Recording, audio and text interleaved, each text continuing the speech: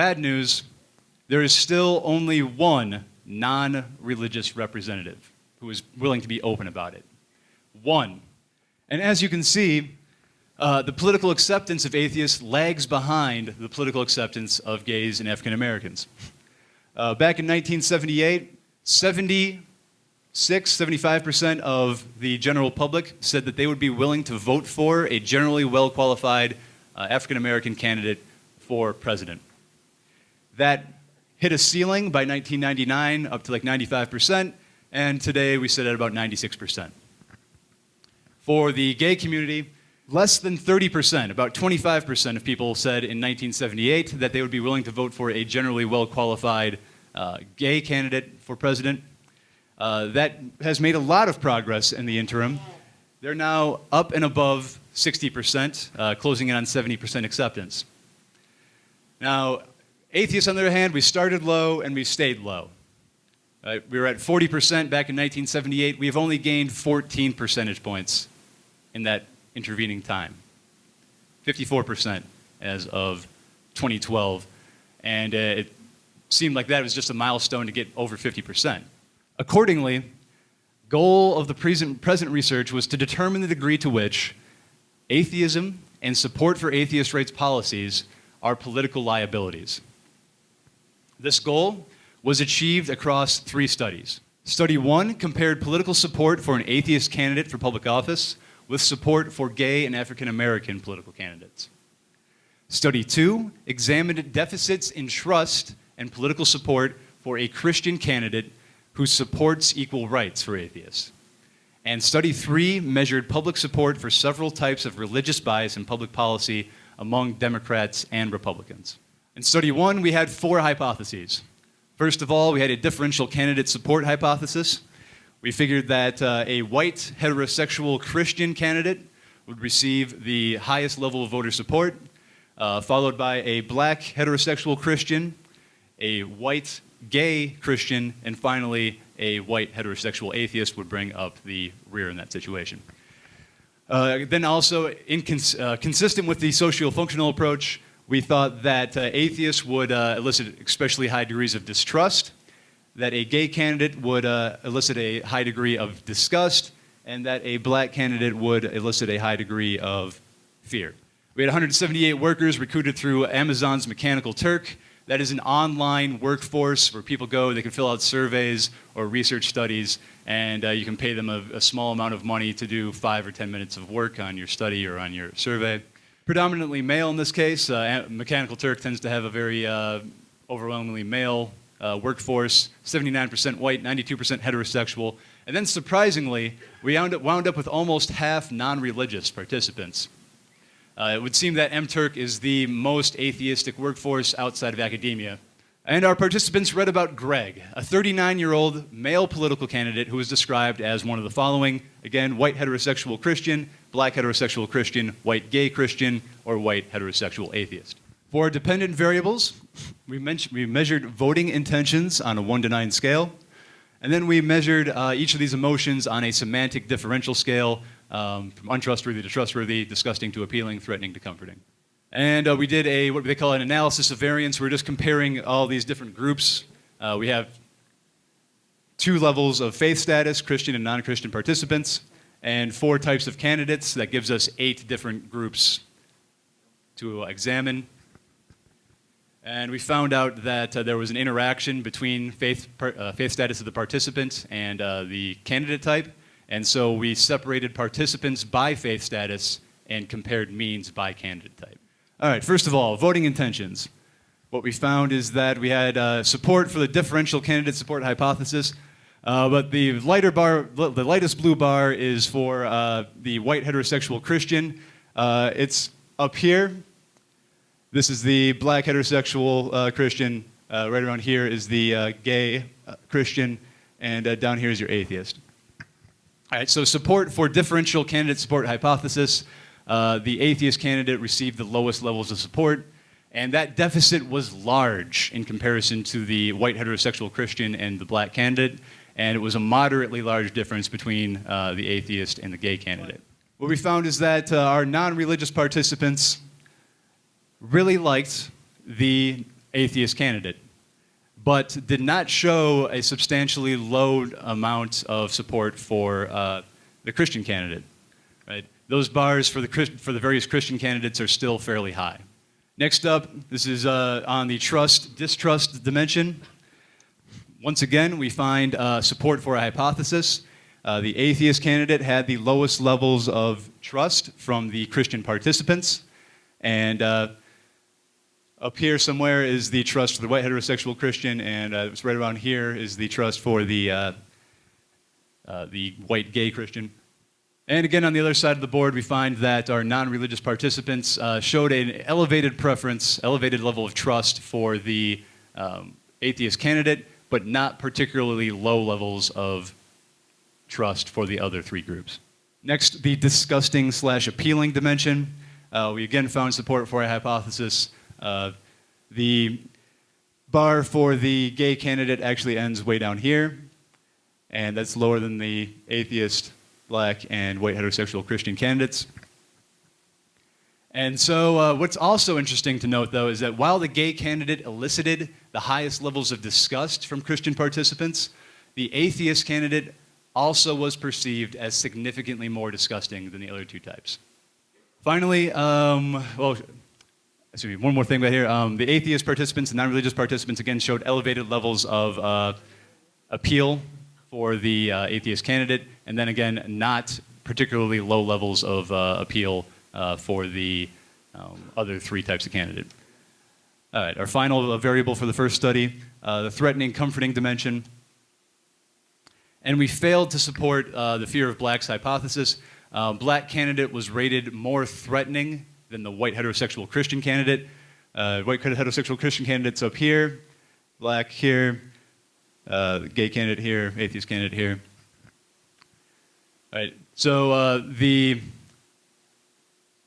black heterosexual Christian candidate was not found to be more fear-eliciting than the gay or atheist candidate.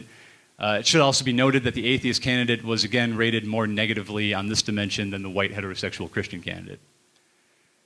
And again, looking at our non-religious participants on the right, we found that they found this atheist candidate to be most comforting, but they were not especially afraid of any of the other three types of candidate. All right, so we supported 3 of our 4 hypotheses. The differential candidate support, the atheist received the lowest level of support. Distrust of atheists received the lowest levels of trust. Disgust towards gays, the gay candidate received the most disgust from the participants, Christian participants. And then we had an unsupported hypothesis about black candidates eliciting fear. All right, so this talk is mostly about anti-atheist prejudice, but I think it's interesting to note why was the fear of blacks hypothesis not supported? Well, as we saw right before we began discussion of study 1, 96% of Americans are willing to vote for a generally well-qualified black candidate. Right? There tends to be a disconnect between explicit and implicit racial attitudes. Right? Even people who espouse, white folks who espouse very egalitarian views often have implicit racial biases that can be measured on things like the implicit association test. Also, fear-based racial prejudice may be reduced when the target does not fit the inner city stereotype. Right? So when a target is, say, a politician, then the fear-based prejudice against an African American could be greatly reduced. President Obama made remarks consistent with such a conclusion in the wake of George Zimmerman's acquittal in the death of Trayvon Martin. He stated that many black men have the experience of hearing car doors lock as they walk by. And he even admitted that it happened to him before he became a senator. In response to the president's statements, Stephen Colbert remarked in character on the Colbert Report that it is up to black people to assuage the fears of white people by becoming senators. So in recent years, historically disadvantaged groups have made major strides in gaining representation in the United States legislature. The 113th Congress is the most diverse ever. We have historic representation for women, ethnic minorities, and those of minority sexual orientations. The outlook is improving for disadvantaged groups with one notable exception: atheists. The religiously unaffiliated are vastly underrepresented. We make up 0.01% of Congress, about 15% of the population. 15 to 20% say they're non-religious. That's non-affiliated. That's not necessarily atheist, but those people would certainly at least be secular. Our atheist candidate in this study received the lowest levels of voter support and elevated levels of all three negative emotions from our Christian participants. Anti-atheist prejudice is both broad, that is encompassing many negative emotions, and deep, encompassing strong negative emotions. And on the other side, our non-religious participants favored the atheist candidate, but did not show symmetrical levels of bias against Christians. Right? We tend to, it seems like we like our own quite a bit, but we're not particularly biased against Christians, at least according to the study. Moving on to study 2. So study 1 demonstrated the large deficit in support for political candidates who are atheists, as well as the negative emotional content that motivates that lack of support. However, does anti-atheist prejudice also result in deficits in support for Christian candidates who support atheist rights? We examined that question by having participants evaluate Christian candidates who express support for either 1, a policy meant to benefit students by reducing student loan debt; 2, marriage equality for those of minority sexual orientations; or 3, repealing laws that prohibit atheists from holding public office. We had 2 hypotheses in this study. Again, we had a differential candidate support hypothesis. We figured that the atheist candidate would receive less support than the pro-student or pro-gay rights candidate. Notice we did not hypothesize a difference between pro-gay rights and pro-student, and that's because in this case we collected data from a subject pool that is known to be very pro-gay rights. Right? Our undergraduate subject pool at CMU has demonstrated strong support for gay rights in the past. And then we also had our distrust of the pro-atheist rights candidate hypothesis. We figured that the pro-atheist rights candidate would receive more distrust, or less trust, whichever way you want to think about that. In this case, we're only going to look at distrust because an additional analysis we ran in the previous study showed that the trust among those emotions that we measured, trust was the best predictor of voting intentions. Again, our participants were 80 Christian university undergraduates. They volunteered for course extra credit. Unlike MTurk, our undergraduate pool is very female, so 82% female, 91% white, 96% heterosexual, and again, this time we're only looking at Christians. Participants read 1 of 3 social media posts.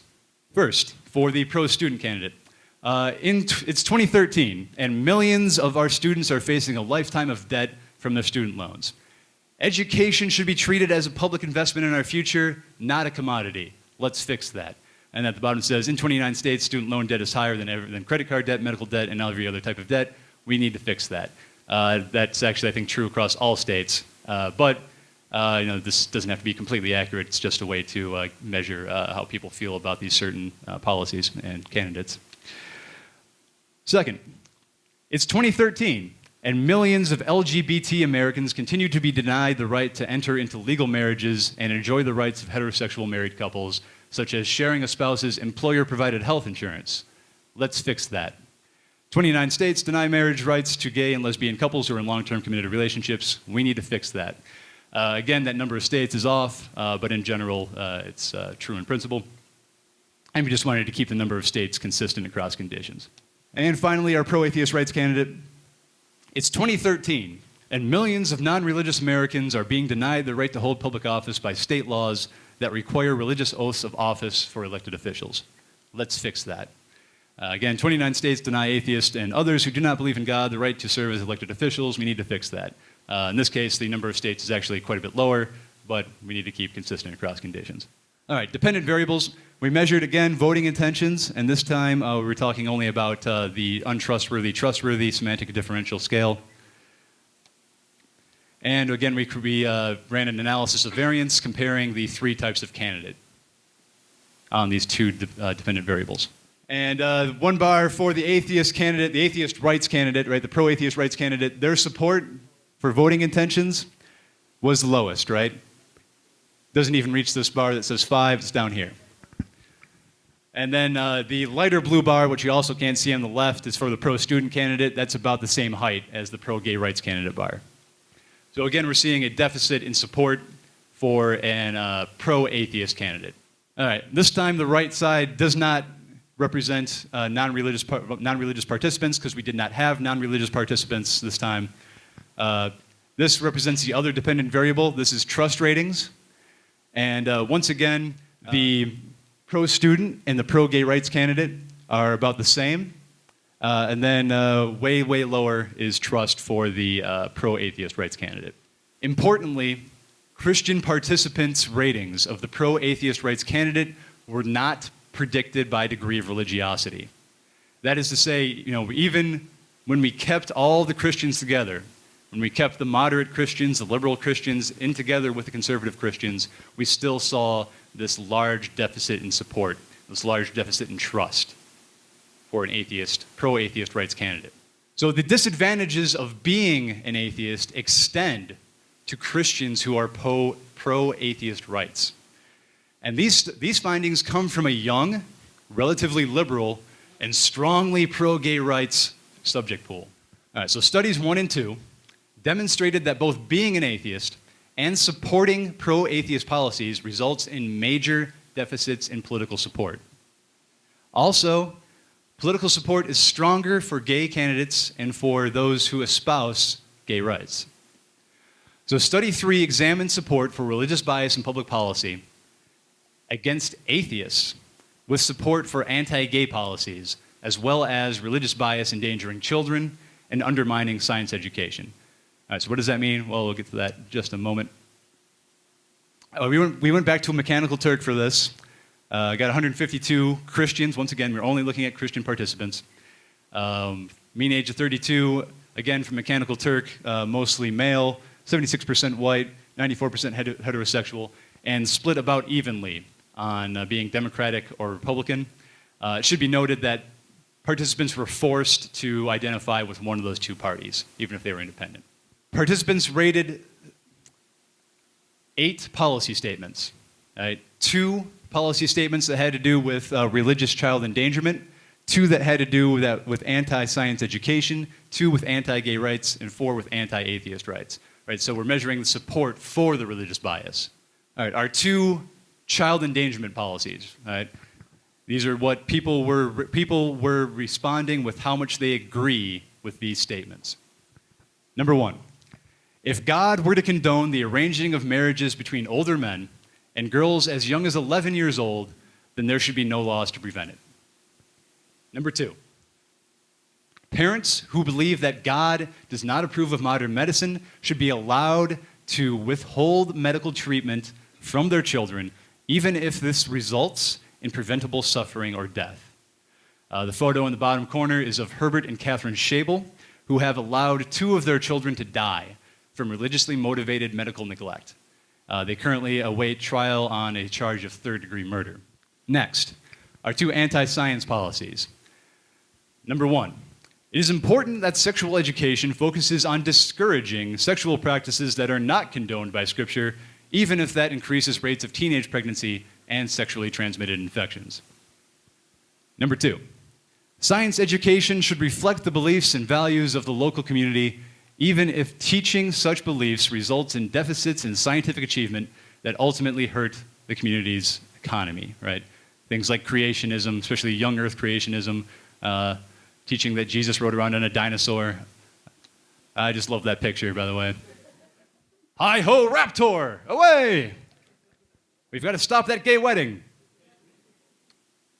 Speaking of which, anti-gay policies.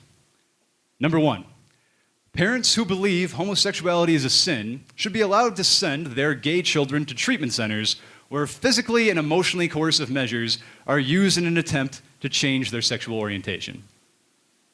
Number 2, Christian adoption agencies that receive money from taxpayers should be allowed to deny children to gay couples whose tax dollars are used to fund that agency's organization or operations. Finally, our two anti-atheist policies.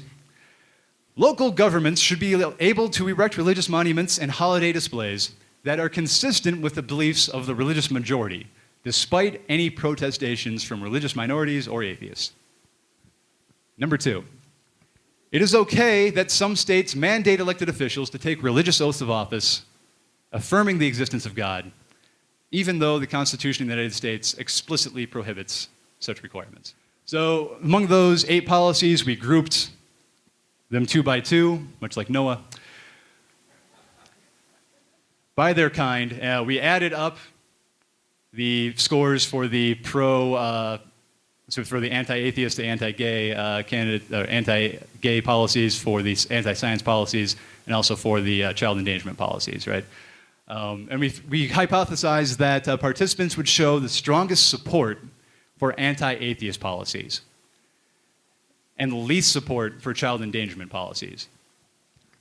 Right? Even among fairly right-wing Christians, right? Those who engage in practices such as faith healing are considered to be a bit fringe, even to many very far right people. And the other thing was Republican religious bias. We figured that Republicans would respond with more support for these various types of religious bias in public policy. Again, as I said, composite variables were created by adding level of agreement for each of the 2 policy types, or each of the 2 policies in each policy type condition. And then we ran another analysis of variance, so we had 8 conditions overall. The Democrat and Republican versus also the policy type, child endangerment versus anti-science versus anti-gay versus anti-atheist. Blue is Democrat, red is Republican. Then we have child endangerment, anti-science, anti-gay, and anti-atheist. And consistent with our hypotheses, child endangerment policies were largely rejected, even by our Republican participants, right? So these are the means for the 2 items in each of these categories, measured on a 1 to 7 scale. So it could conceivably go as high as 14. So 7 would really be the midpoint. And Republicans fall below the midpoint on support for child endangerment policies, which at least is a little bit encouraging. Anti-atheist policies, on the other hand, received relatively strong support from both Democrats and Republicans. You can see that even the Democrats are at best ambivalent about this. Right? And that's not just because they supported the religious displays policy and not the religious oath policy. They were equally supportive of both of those anti-atheist policies, and they hit the midpoint of the scale. And conservatives, Republicans, they went beyond the midpoint of the scale. They actually are in favor of these things. Meanwhile, Republicans were also somewhat amenable to anti-science and anti-gay policies, while Democrats more so rejected the anti-science and anti-gay policies. So no surprises here. We had support for both hypotheses. Child endangerment is the most fringe type of religious harm. The religious groups that would allow such things are often considered cults, even by conservative Christians. And research has demonstrated that targets described as, quote, cultists are even more disliked than atheists. We won one. All right, we're not last.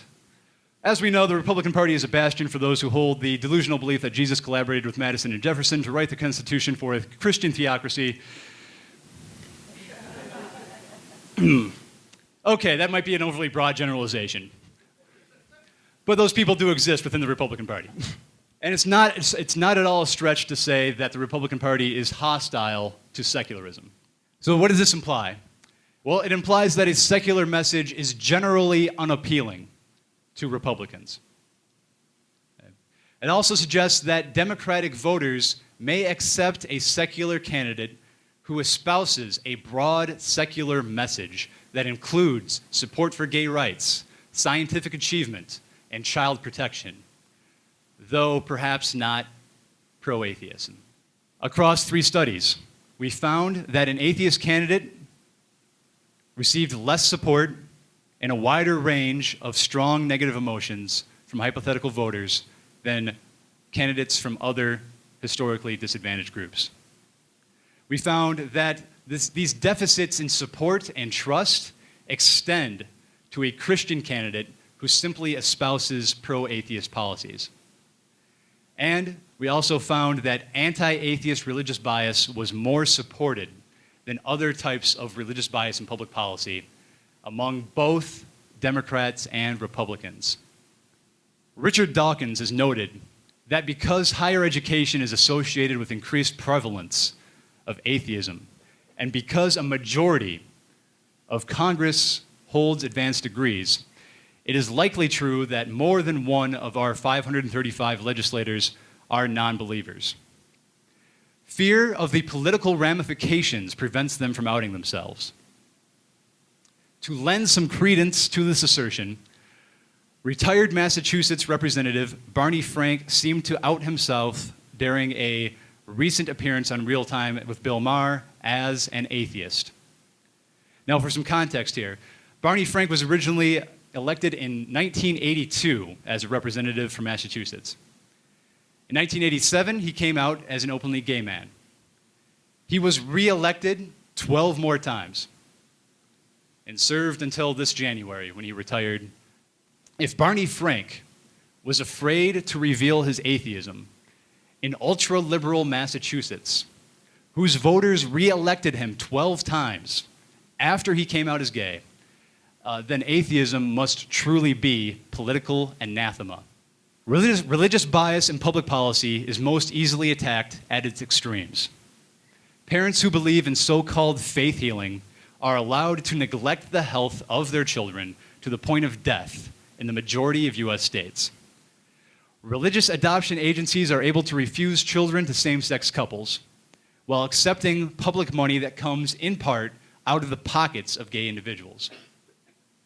This discrimination against same-sex couples also harms children who are awaiting adoption by denying these children loving parents. Religious interests are also allowed to use their untaxed revenues to lobby for harmful policies such as abstinence-only sexual education, creationism taught as science, and initiatives that harm and denigrate the health of women.